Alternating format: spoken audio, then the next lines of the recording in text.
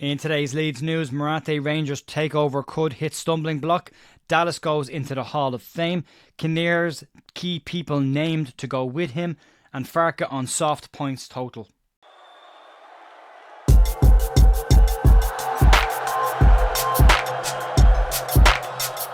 Hiya folks, Jay here to view Monday morning the 17th of March. Happy St. Patrick's Day if you're of the Irish equation and you fancy talking a bit about Irish Leeds stuff. We've got a live stream tonight at 7:30 to celebrate everything Irish and everything Leeds United and the crossovers and the connection between Leeds United and Ireland tonight, 7:30pm. We'll have some other Irish Leeds YouTubers and content creators on it as well. Only Leeds Bros are joining us, as well as Carl from Or to Know Better, so you can keep an eye out for that. 7:30 tonight. We'll be going over some of the key personnel that were Irish, played for Leeds, north and south of the border as well, so you can check that out later on if you want to. Here's the question of the day down below. Get involved in that if you want to as well. This one relates to Willie Gnonto and his impressive number 10 performance at the weekend. But we'll start off with the news today, and we'll start off with Prague Morate's involvement in the takeover of Glasgow Rangers that could be hitting a bit of a stumbling block. As I say, Leeds United chairman Prague Morate has been involved with an American pharmaceutical tycoon named Andrew Kavanagh, and they've both been involved in talks with Rangers since October about buying a majority stakeholding in the club in order to take over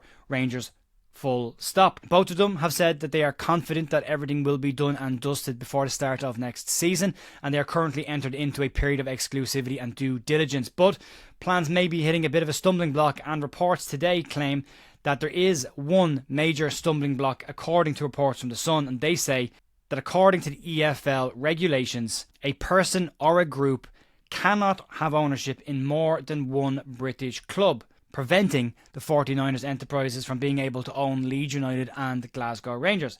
However, the Premier League does not have such a restriction, meaning that if Leeds were to get promoted this season, then this deal will go through fine, no issues at all, and they would move on. Burnley also have a connection with a Scottish club, Dundee, although they're not the major owners. They do have an investment in them. Brighton have an investment in a club in Scotland as well. I think St Mirren are involved with them. So there are examples of this happening across the board.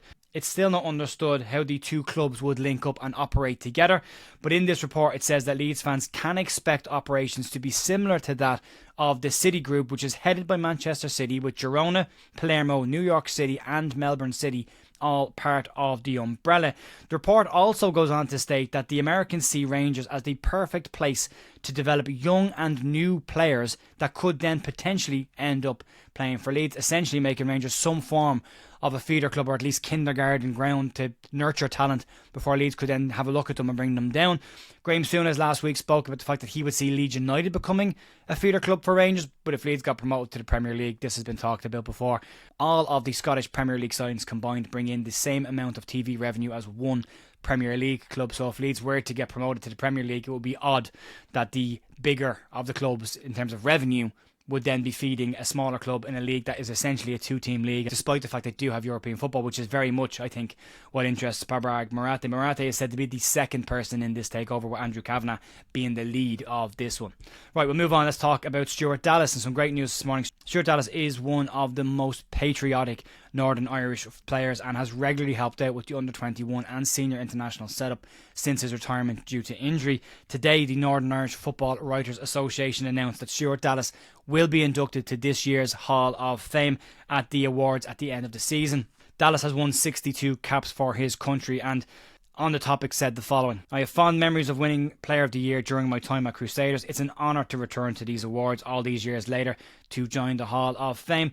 As I say, Dallas is very much deserving of this award. It's a huge honour. So congratulations to Stuart Dallas on this award and on a terrific playing career for Leeds United as well. Let's move on. Let's talk about Angus Kinnear's exit from Leeds in the summer. And last week we heard about reports that Kinnear could be looking at taking some key personnel with him when he travels to Everton this summer. At that point, no names were mentioned, but as a report that has come out today has named two individuals as potential people who could leave along with Angus Kinnear.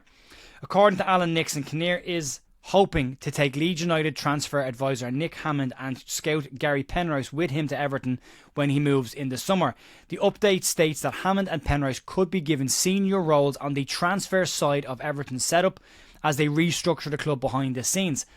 Hammond was credited with smart and important signings during Newcastle's takeover recently, and some of the players that he brought in there have made up the backbone of the team that won the League Cup this weekend. He has also been credited for a lot of the very smart transfers that Leeds have made over the last 2 seasons, likes of Ethan Ampadu, Autanake, amongst others named in that bracket as well. So a loss of Kinnear, who is only on a rolling contract at Leeds United, would be seen as a big loss and a disappointment at the end of the season, given the impact he's had at both Newcastle and Leeds United. If Leeds can settle down, calm, and get promoted this season, then you would see Hammond being a very key person to bring in similar types of players that he brought in Newcastle that would stabilise Leeds United in the Premier League.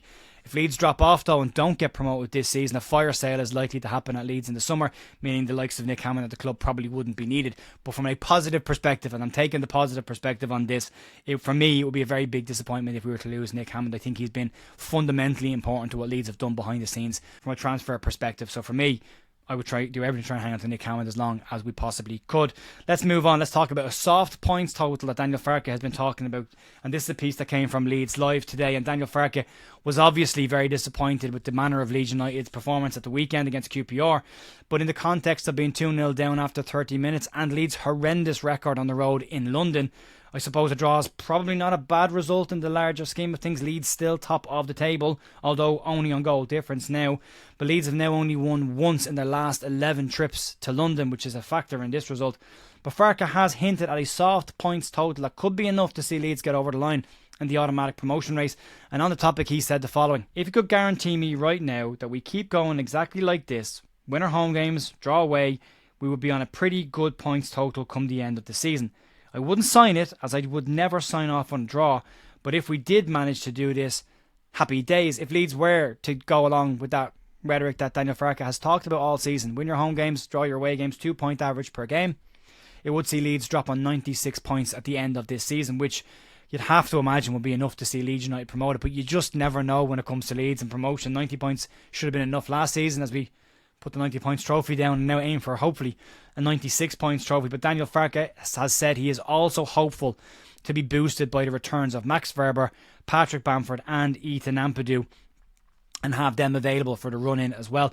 Leeds will need to also hope that the players that have gone on international duty, the likes of Junior Firpo, who's playing in 2 very unnecessary friendlies for the Dominican Republic, all come back fine and healthy, because right now Junior Firpo is one of Leeds' major goal sources, which is mad to say from a left back, but it is what it is. But there's a lot of work needed to be done between now and the end of the season for Leeds United to get over the line. The international break may be coming at exactly the right time for Leeds this year, where last year not so much, but it could be a chance for Leeds to regroup and may just halt the momentum of the likes of Burnley and Sheffield United, still not playing particularly well, but doing enough to win games and get points. So there's a lot to play for. There's still a lot of points on the board with 8 games to go and some very, very key ties in the run, and it'll be interesting to see how we all get on. There will be, as I say, a live stream tonight to look at St. Patrick's Day, a bit of a celebration of Irish and Leeds connections, and then tomorrow night we have a live stream with Jerry McDermott to look at the youth academy situation at Leeds United and talk about some of the players there to keep an eye on. You can check that out tomorrow night. Folks, that'll be it for me today. Thanks as always for supporting the channel, and I'll talk to you soon. See ya.